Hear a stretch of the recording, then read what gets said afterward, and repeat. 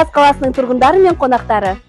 Сіздерді 23 сәуір Жамбыл облысының 85 жылдық аясында дүниежүзілік кітап және авторлық құқықты қорғау күніне орай Көне Тараз тарихи этно-мәдени кешенінде өтетін Art and Science білімге деген құштарлық Жамбыл Book Fest кітап фестивалін тамашалауға шақырамыз.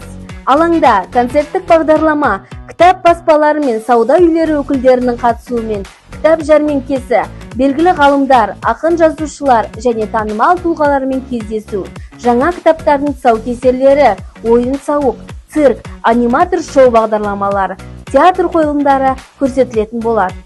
24 сәуір күні Көркем сурет галереясының ғимаратында кітапханашылар үшін дискуссиялық алаң, тәжірибе алмасу мен тренингтер өткізіледі. Келіңіздер, көріңіздер.